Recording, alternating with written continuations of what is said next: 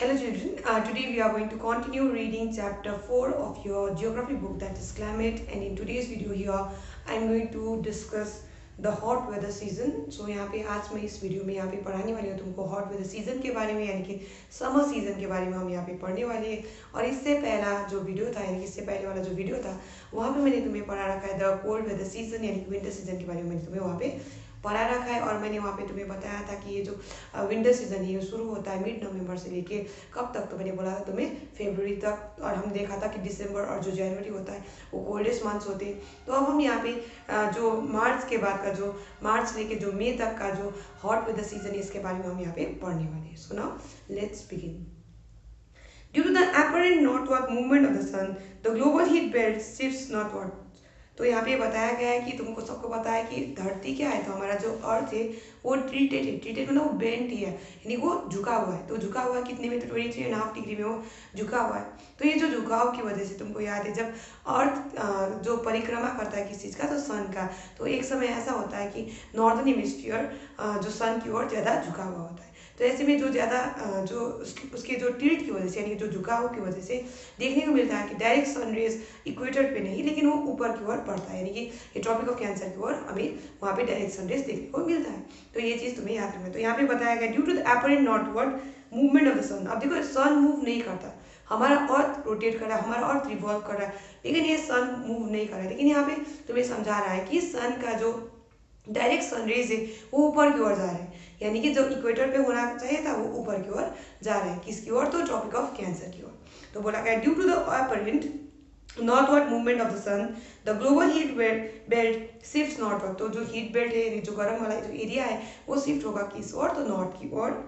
As such from March to May it is hot weather season in India. तो इसी वजह से मार्च महीने से लेकर मई महीने तक क्या है हमारे देश में, वो हॉट वेदर सीजन है। तो याद रखो मार्च से मई तक कौन सा सीजन होता है, तो हॉट वेदर सीजन। तो इससे पहले मैंने तो कोल्ड वेदर सीजन पढ़ा रखा, मैंने बोला क्या, तो मिड नवंबर से लेके कब तक, तो मैंने पढ़ा है तुमको फरवरी तक। ये क्या हुआ, ये हो गया तुम्हारा कोल्ड वेदर सीजन, यानी कि विंटर की बात कर रही हूँ मैं यहाँ पे। और अभी मैं बोल रही हूँ तुमको फरवरी के बाद क्या आता है महीना, मार्च। सो मार्च से लेके कब तक, तो बोला है मार्च से लेके मई तक। मार्च से लेके मई तक क्या है, तो हॉट वेदर सीजन। तो ये तुम्हें याद रखना है। तो यहाँ पे देखो कौन से महीने में क्या खत्म हो रहा है, कौन से महीने में क्या शुरू हो रहा है, तो ये तुम्हें याद रखना होगा। तो यहाँ पे याद रखो मार्च से लेके मई तक कौन सा सीजन की बात कर रही हूँ, तो हॉट वेदर सीजन की मैं यहाँ पे बात कर रही हूँ, यानी कि समर सीजन की बात कर रही हूँ। तो हमारे देश में समर सीजन कब होता है, तो मार्च से लेके मई तक।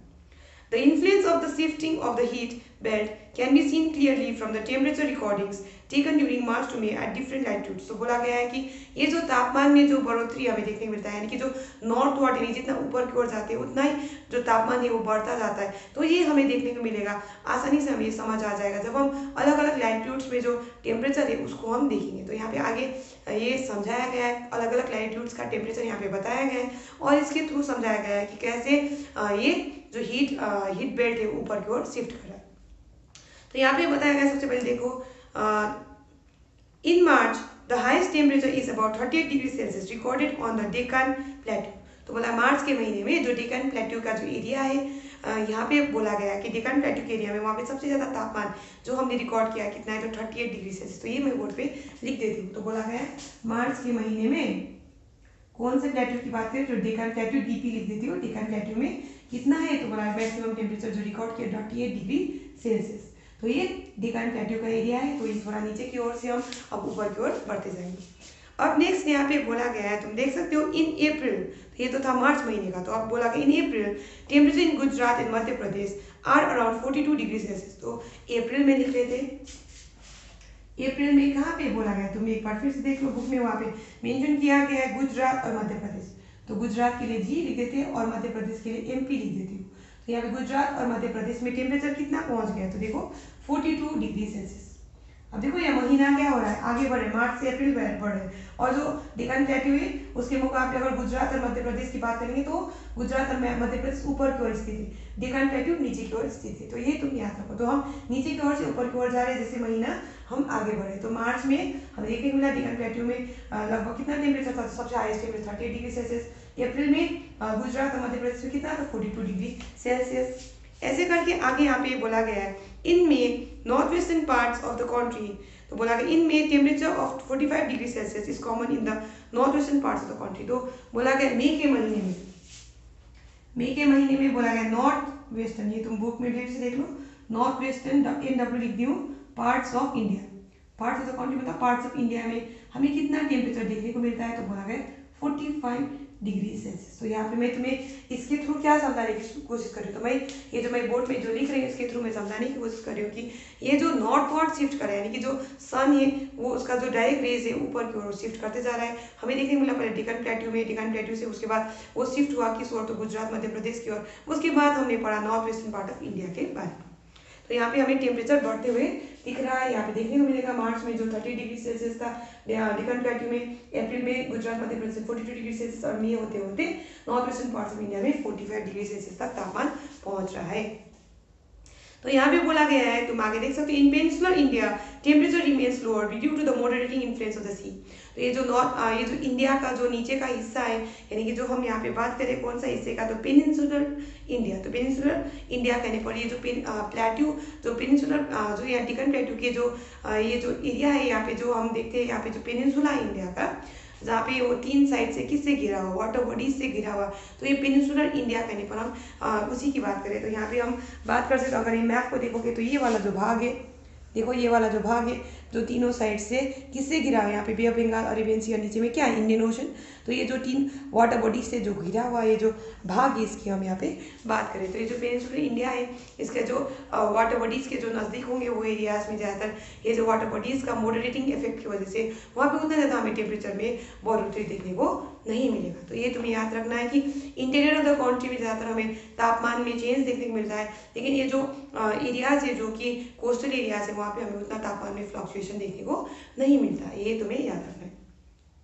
आगे यहाँ पे बोला गया है summer months experience rising temperature and falling air pressure in the northern parts of the country. तो बोला गया है हमारे देश के नॉर्दर्न हिस्से में वहाँ पे हमें देखने को मिलता है कि समर के महीने में तापमान बढ़ेगा और जो एयर प्रेशर होगा वो घटेगा, क्योंकि मैंने तुम्हें पहले से बता रखा है कि गर्म हवा ऊपर की ओर उठेगा, ऐसे में वहाँ पे लो प्रेशर होगा। ये जो चीज़ तुम्हें फिर से बुक समझा रहा है।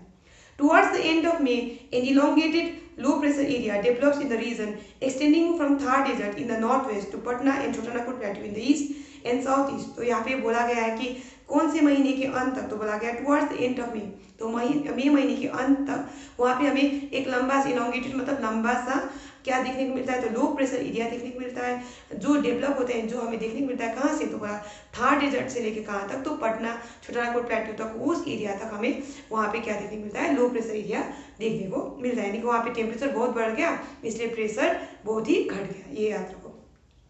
तो आगे यहाँ पे बताया गया है कि circulation of air begins to set in and through this around this trough. तो बोला गया ये जो हवाएं होंगे इस एरिया की ओर बढ़ के आएंगे, क्योंकि यहाँ पे लो प्रेशर है तो ऑटोमेटिकली हाई प्रेशर से हवाएं लो प्रेशर की ओर बढ़ेंगे, इसलिए बोला सर्कुलेशन ऑफ एयर। तो ये जो हवा का सर्कुलेट करना है, मूवमेंट शुरू हो जाएगा, बिगिंस बोला है शुरू हो जाएगा, to set in around the trough, तो वहाँ पे उस और हवाएं आना शुरू हो जाएगा। और striking feature of the hot weather season is the loo. तो ये जो सीजन है हॉट वेदर सीजन में हमें कौन सा विंड बहते हुए देखने को मिलेगा, तो याद रखो वहाँ पे हमें लू बहते हुए देखने को मिलेगा। लू क्या है, तो आगे बोला these are strong gusty hot dry winds blowing during the day over the north and north western India. तो याद रखो लू क्या है, तो बोला है लू एक स्ट्रॉन्ग गस्टी मतलब जो बेग हवा जो फोर्स के साथ जो बहने वाला गस्टी विंड है, बोला गया है जो कि हॉट है और साथ में ड्राई है, और ये बहता है दिन के समय में नॉर्थ और north western part of India में। आगे बोला गया sometimes they even continue until late in the evening. तो बोला गया कभी कभार हमें देखने को मिलता है कि ये जो लू है वो शाम तक भी बहता है। Direct exposure to this winds may even prove to be fatal. तो ये अगर हम डायरेक्ट लू के कांटेक्ट में आ जाएंगे तो ये हमारे लिए क्या हो सकता है, घातक भी हो सकता है, फैटल हो सकता है।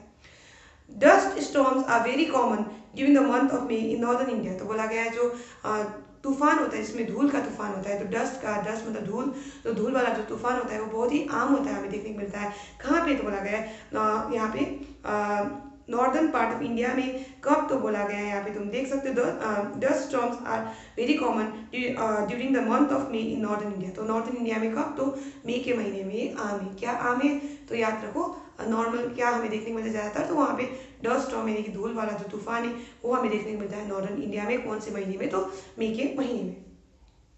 These storms bring temporary relief as they lower the temperature and may bring light rain and cool breeze। तो आगे यहाँ पे बताया गया है कि ये जो तूफान यानी कि जो डस्ट का जो स्टॉर्म है ये क्या करता है? तो बोला ये थोड़ी देर के लिए, टेम्परेरी मतलब थोड़ी देर के लिए वो राहत लाता है, रिलीफ मतलब राहत लाता है।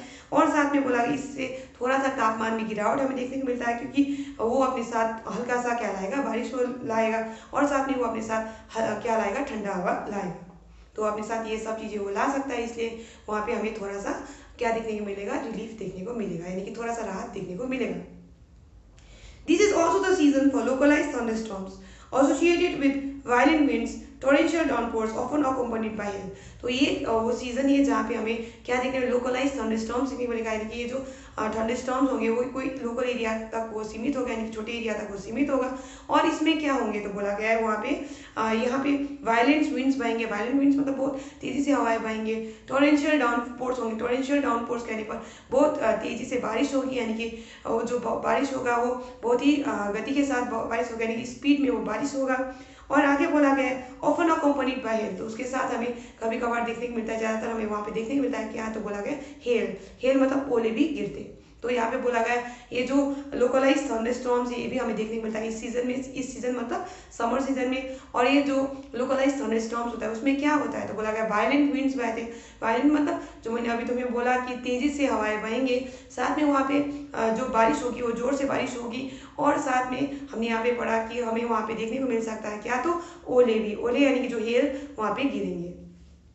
आगे बोला गया in West Bengal this storms are known as kal baisakhi. तो अगर कभी मैंने पूछा काल बैसाखी क्या है, तो ये लोकलाइज थंडरस्टॉर्म है जो हमें देखने को मिलता है कहाँ पे? वेस्ट बंगाल में। तो वेस्ट बंगाल में जो लोकलाइज थंडरस्टॉर्म्स होता है उसको हम क्या कहते हैं? तो याद रखो काल बैसाखी उसको कहते हैं। आगे यहाँ पे बोला गया towards the close of the summer season. तो समर सीजन के अंत की ओर, यानी कि जो मई महीने के अंत की ओर ले लेते pre monsoon showers are common specially in Kerala in Karnataka. तो ये जो प्री मानसून शावर्स यानी कि जो मानसून सीजन की शुरुआत से पहले का जो बारिश होता है वो हमें देखने को मिलता है कहाँ पे? केरला और कर्नाटका में। और बताया गया है कि they help in the early ripening of mangoes and are often referred to as mango showers.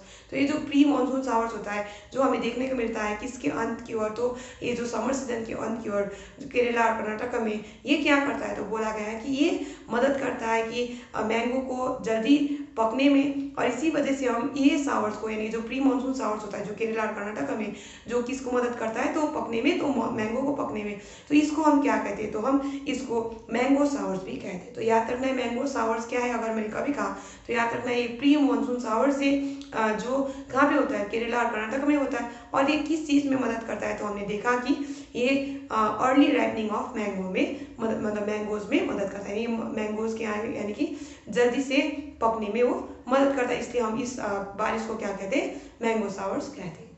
तो आज हम यहीं तक पढ़ेंगे। Will continue reading this chapter in the next class. और ये जो चैप्टर में जैसे मैं पढ़ा रही हूँ इसको तुम भी खुद से पढ़ो घर में, और समझ ना आए तो फिर से वीडियो को देखो। ऐसे में तुम्हें ये जो मैं समझा रही हूँ ये समझ में आ जाएगा, और कोई भी वीडियो स्किप मत करो। वीडियो स्किप करने से और चीज़ें समझ में नहीं आएंगे। So we are going to stop here for today children. Thank you.